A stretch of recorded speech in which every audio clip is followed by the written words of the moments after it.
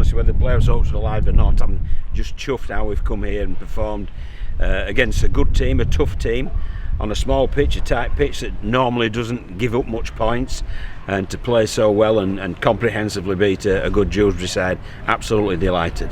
You mentioned about potentially changing your tactics to suit the pitch, but I thought at times you played with a lot of width, like you were playing back at Oxford.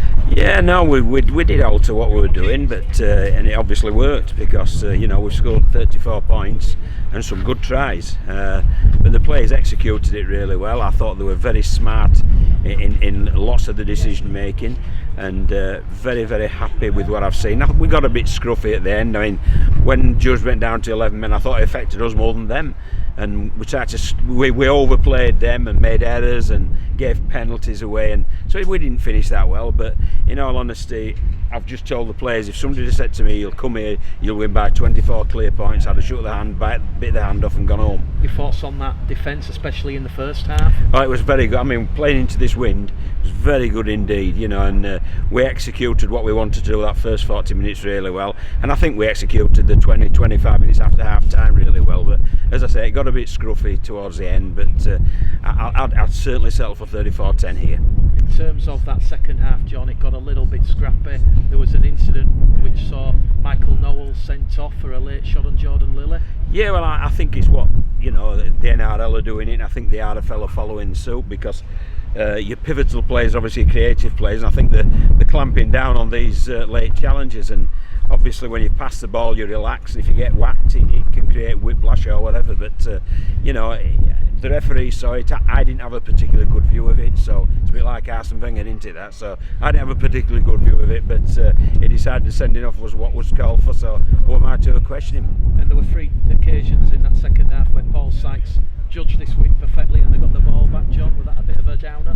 Yeah, well, from the kick-offs, yeah, but you've got to be scoring tries if they're going to practice the kick-off, so I'd certainly settle for that any time of the year. Positives from Matt Gar's side and Elliot Minchella and a lot of players is the offload game, very strong, and support play as well. Yeah, I think there's lots of positives generally with how they've played, so I'm at the minute a very happy coach. We've got 2 weeks prep now for Sheffield, part of which will be giving the players some time away from the club, which I think they fully deserve, and then obviously it'll be Sheffield after that. So I hope everybody enjoys Wembley. I hope it's a great game.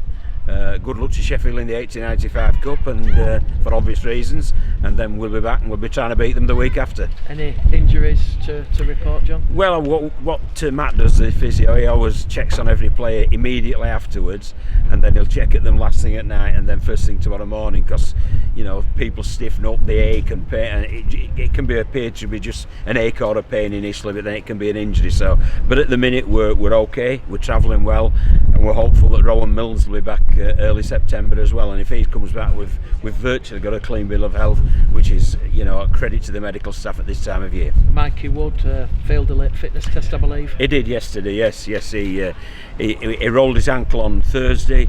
We tested him on Saturday just to see if he'd recovered. He hadn't, and that opened the way for Doyley and Peltz to come onto the bench with George flying in suspension. So, and I thought they acquitted themselves pretty well also. Is it fair to say Liam Kirk and Mary Staunton will be in contention after this 2-week break? Yeah, Liam should be recovered from his shoulder injury. Matty could have played today at a push, but obviously Matt Garside's in great form.